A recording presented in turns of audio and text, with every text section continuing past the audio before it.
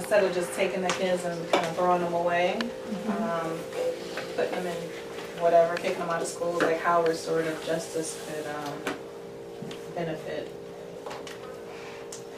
benefit those individuals. Like if we did a circle with them or something like that. Well, so I think that's sort of what is kind of working in schools, is having the circles where it's just kind of getting to know the students, because that's one of the big disconnects.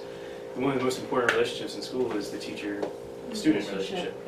And when we see, especially with the fear-mongering that comes from, the coverage, the media coverage of, school shootings like Columbine, Sandy Hook, is can this escalate into a violent act? And now they're starting to associate a lot of teachers acts of insubordination or just disruptive behavior. It's not necessarily that there's challenging maybe ideas that are being discussed in the classroom, but it is a direct attack towards their authority. And by not knowing where the students are coming from, I mean, most of the teachers haven't even gone into the community to kind of see. So when you have this knowledge void of where are my students coming from, what is their neighborhood really like, they start to feel it with these stereotypes and biases, and that's what gets projected on to this interaction. And the zero tolerance policy becomes a mechanism where we can just say, I'm not wasting my time with you. Exactly. Go to the office. And that's why over 45% of these are insubordination cases being expelled. It's less than 5 where it's actually serious, drug-related or weapon possession. I mean, we have ridiculous stories where young 5-year-olds and 6-year-olds, one of them brought a hat, his father's in the military, and had little green army men glued onto the hat. But that was considered a weapon, and he was sent home for the day and suspended for it. I mean, these stories, one makes a Lego laser gun out of Legos and automatically suspended for the day. And there's no context or circumstance taken into account of it.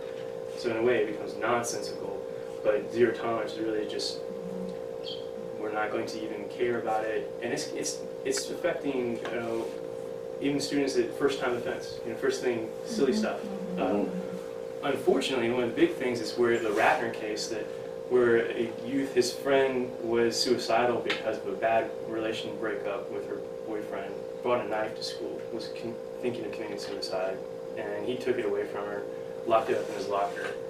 Eventually, the authorities found out, and he explained it to him what he was trying to do to prevent her from harming herself. Automatic expulsion. And what the message is that send is that, by not taking into account the context of it and what he did do to try and prevent harm to his friend, gets lost, and now he's being punished for an action or told that even though he did something good, it doesn't matter. And so by not taking this on a case-by-case basis and trying to understand to some extent, what is the context of it, a lot of these lives are getting ruined to some extent. Well, the message is don't get involved, right? Right.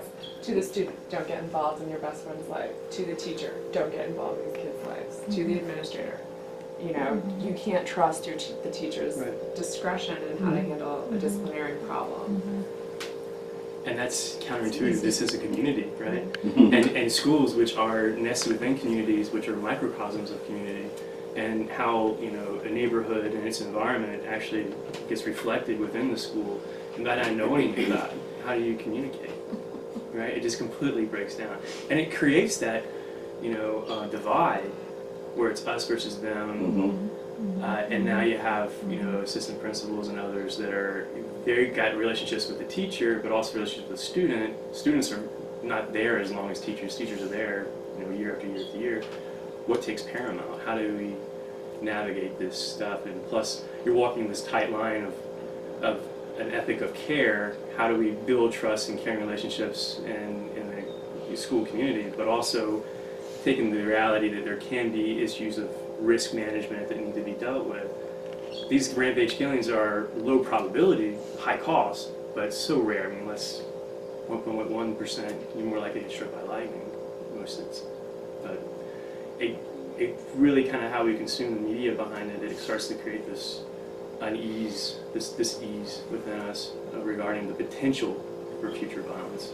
And in the midst, if we just built a better school climate and worked on these relationships and using circles to get to know students and all these things that might get a better dynamic.